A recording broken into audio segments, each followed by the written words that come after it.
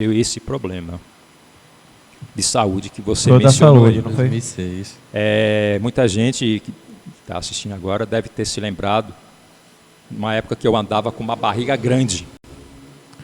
Eu parecia uma mulher grávida de 4, 5 meses. Minha barriga cresceu. Imagina aí, eu frequentava a academia, era atleta. Era atleta, é isso que eu ia falar, professor da Entendeu? educação física. Cheguei a ter 98 quilos só de massa muscular. Massa muscular. Tanto que tinha gente que falava que usava droga e etc. Pois isso aí é um outro capítulo. Aham. E quantos quilos?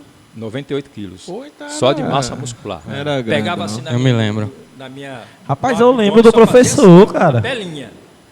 Era O grande. professor era o professor. Entendeu? meu amigo. Eu me lembro. eu me lembro. Porque na época que eu malhava, eu não ia pelo ouvido dos outros. Eu pesquisava, eu estudava para ver como é que fazia as coisas. Enquanto os outros iam para a academia levantar peso, eu ia malhar. Fazer o movimento. Eu ia né? fazer o movimento, entende? Tanto que eles ficavam, mano, professor, fazendo supino só com isso. Eu falei, eu vim aqui para treinar, não para ser trator. Entendeu? Se vocês quiserem. E aí, o que acontece? Minha barriga começou a crescer. Por quê? Eu comecei a sentir fortes dores de cabeça. Dores de cabeça que o remédio não passava, e era dia após dia, minha esposa acompanhando isso, a gente achando estranho e tudo mais. Aí a gente resolveu procurar um médico. A gente foi à clínica, só que o médico inicialmente só passou um raio-x do crânio. Um raio-x não ia detectar o que eu estava sentindo. Fiz o raio-x, não tem nada não, eu vou lhe passar esse remédio, passou o remédio. Só que os sintomas continuaram. Quando foi em junho de 2006, eu estava dormindo na casa da minha sogra com minha esposa.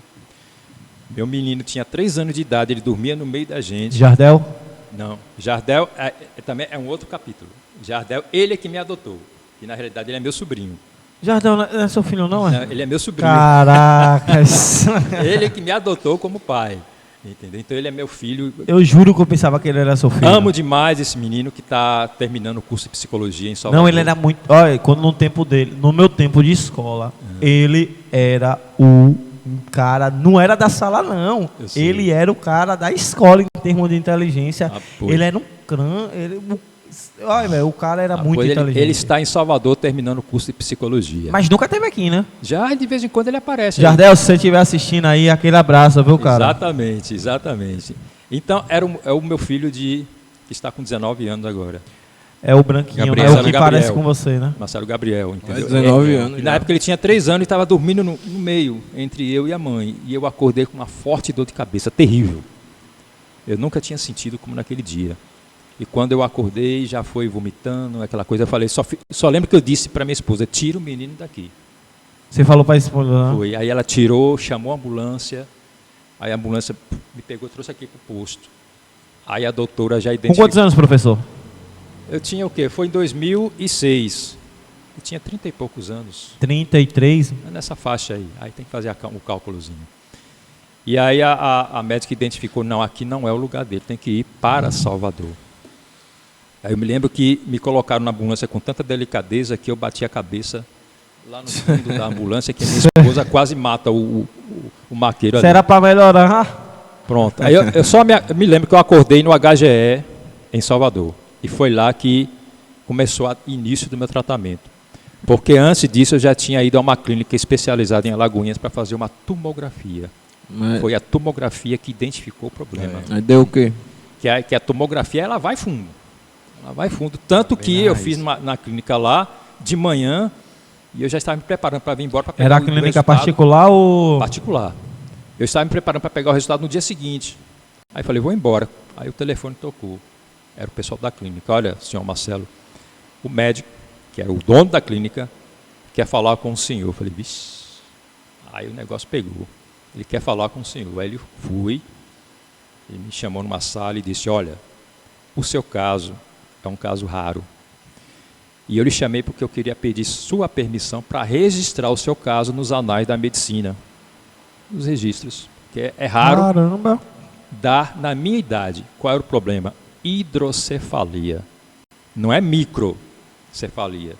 A microcefalia deixa a É criança... pequenininha. Isso. No meu caso, é a hidrocefalia, quando você vê aquelas crianças com a cabeça grande. Uhum. Só que ela deu em mim adulto. Minha cabeça não tinha mais para onde crescer. E aí os vasos ficavam comprimidos.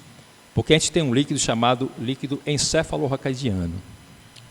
Caralho. Doutor Pressão, se estiver assistindo, me perdoe os erros técnicos, viu?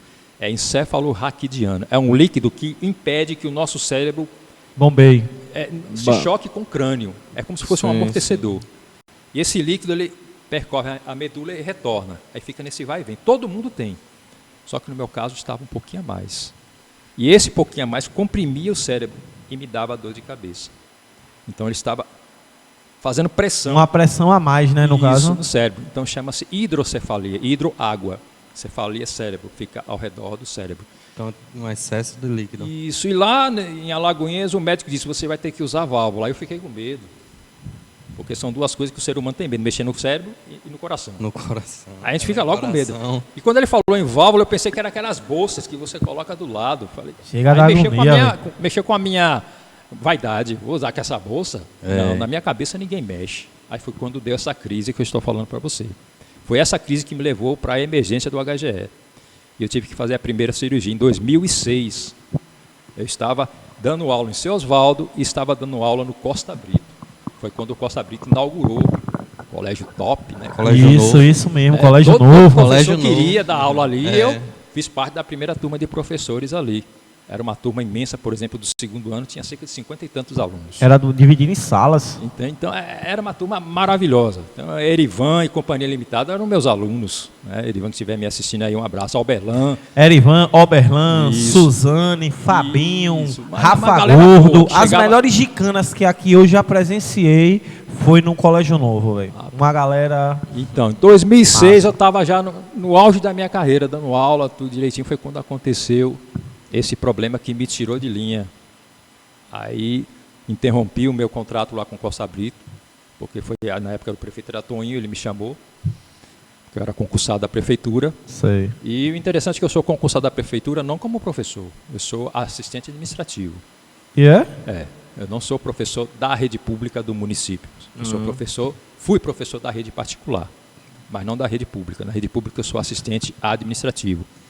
E aí Toninho juntou o útil ao agradável, o Costa Brito precisando de professor e eu querendo tomar posse no meu concurso, foi quando eu entrei. Então em 2006 eu dei entrada no HGE, foi feita a primeira incisão cirúrgica. Se você olhar aqui atrás de mim, tem a marca aparecendo um cabo de guarda-chuva. Teve um tempo que o senhor andava com a cabeça bem raspada, assim, que dava pra Isso. ver a cicatriz toda. Isso, era aqui, né? É tipo um guarda-chuva, um cabo de guarda-chuva. Aham. Tem até uma passagem engraçada, que eu ia passando em frente à prefeitura e tinha um rapaz que tinha bebido um pouquinho a mais. Um gorote. Aí ele me cumprimentou, né? A gente me cumprimentou, só que eu passei por ele e continuou me olhando por trás. Aí ele, professor, aí, qual foi o jegue que lhe deu esse coice na cabeça? Parecia uma ferradura, né? Aí deu risada eu, deu risada a ele. Então foi a minha primeira incisão cirúrgica foi em 2006. Qual foi o que foi feito? Foi colocado um DVP, uma derivação peritoneal. Ou seja, o líquido, eles colocaram uma válvula só que interna, com uma mangueirinha que descia aqui por dentro, para despejar o líquido no peritônio.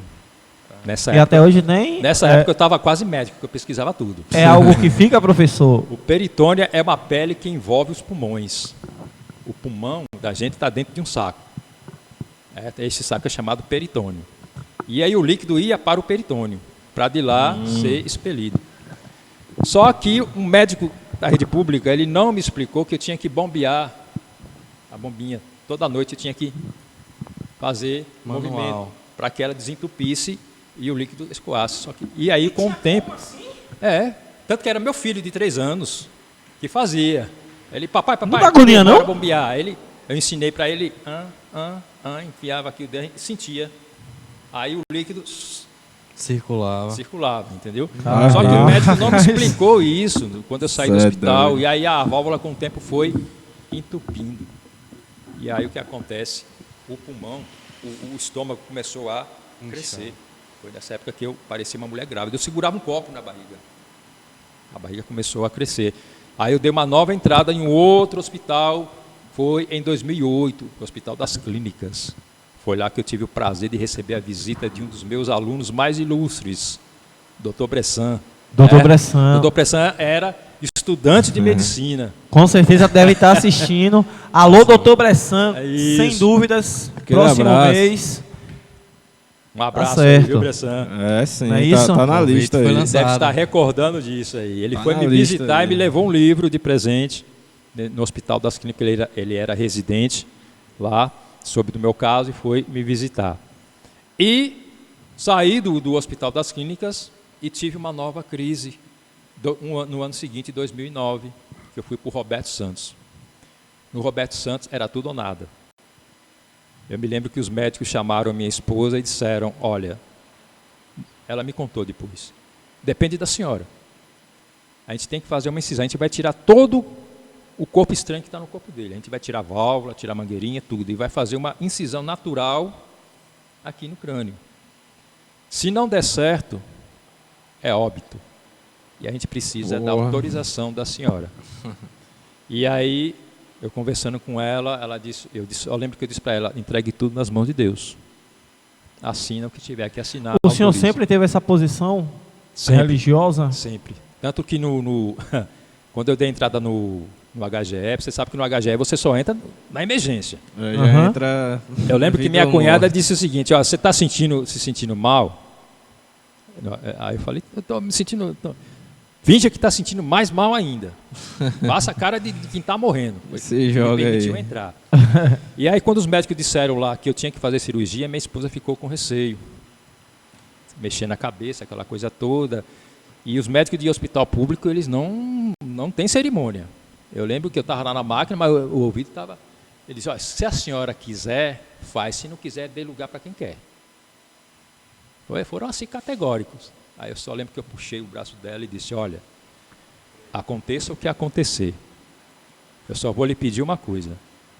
Faça do nosso filho um homem. Pronto. Entregamos na mão de Deus, fiz a terceira no Roberto Santos, fiz essa incisão natural e para a honra e glória de Deus estou aqui até hoje. Com certeza. Show. E graças a Deus conseguiu superar, não é isso, Dini? É Foi isso. uma fase, foi um aprendizado. Tenho certeza que o senhor tirou muitos aprendizados Amém, e conseguiu, né? Com E certeza. dessa fase, qual o maior aprendizado, assim, né? Qual a maior lição, qual a maior visão que você teve, assim? Eu me recordo muito É uma do parada, período. a vida e a morte é uma parada... Eu me recordo muito do período que eu estava no Hospital das Clínicas. Para você entrar no Hospital das Clínicas é muito difícil. Você tem que ter amizades e tudo, porque é um hospital universidade. Não é assim que você entra. Uhum. E Deus me mostrou sempre a maneira de eu fazer as coisas. E através de amizades eu consegui entrar lá e tudo mais. Eu lembro que eu entrei no dia da eleição de Alex Freitas, que deu vitória a Alex Freitas no primeiro mandato dele. Tanto que minha esposa foi justificar o voto em um colégio que tem logo vizinho ao hospital. Foi no dia da eleição. Foi onde eu conheci política. Isso, entendeu? E eu me trabalhei lembro que nessa eu não política era aí. evangélico na época. Eu não era evangélico e nem era católico praticante. Eu só temia Deus. Eu sempre li a Bíblia, sempre procurei essa espiritualidade, mas não frequentava a igreja. Mas eu lembro que uma coisa dentro de mim fazia com que toda manhã eu fosse o primeiro a acordar antes da cirurgia. Eu fosse o primeiro a acordar, 5, 6 horas da manhã eu já estava acordado, tomava o banho frio e esperava o café da manhã. Você sabe que comida de hospital, É aquela, né? mas eu achava um banquete melhor do mundo. Vem um mingauzinho, um pãozinho. Só no desejo de ficar forte e sair dali eu comia de tudo. A pessoa que é melhor. E aí o que acontece? A grande lição, eu sentia Deus ali. Tanto que depois que eu tomava o café da manhã, eu saía nos outros leitos para conversar com os outros pacientes sobre Deus. Sobre Deus, né? Mesmo sem ter o conhecimento que eu tenho de Deus hoje, eu conversava com eles para levar esperança. É uma Levar a energia palavra fora de do conforto. normal, né? Como? É uma energia fora do normal quando Com se fala de certeza, eu Deus. sentia Deus me movendo ali a todo instante. Com relação à comida, por exemplo, vinha frutas e os pacientes não gostavam de fruta, eu fazia comércio de fruta. Quem não quiser pode trazer para cá. Aí o pessoal deixava as frutas na minha bandeja e eu, ficava comendo a tarde toda a fruta. Eu E isso estive- me fortalecia, porque eu sabia que Deus não me queria ali naquele momento. Então foi um momento de muito aprendizado, que eu senti a presença de Deus na minha vida muito forte naquele momento ali. Eu lembro que eu dormia e acordava 2 horas da manhã e não conseguia dormir mais. E muitas noites minha esposa cantava ao lado da minha cama. Eu lembro que ela cantava a música de Roberto Carlos, para que eu pudesse me acalmar, ficar tranquilo e pegar no sono. Entendeu? Minha esposa sempre foi guerreira nesse sentido e ficou comigo o tempo todo nesse instante. A gente sabe que quando alguém fica doente, mais do que paciente, quem sofre mais é o acompanhante. Verdade. Então, é igual quando você tem um filho, né? Quando o filho fica doente. Isso, exatamente. O pai que mais. Eu estive 2 vezes no hospital, em novembro de 2020 com meu pai e em novembro de 2021 com minha mãe, lá no Dantas Bião. Meu pai ficou 9 dias, minha mãe ficou 10 dias. É desgastante, é muito desgastante. É desgastante demais. Você é doido. Eu dormia na cadeira, pô. Não sei nem tem como dormir, né? Você só cochila. Só cochila. E o senhor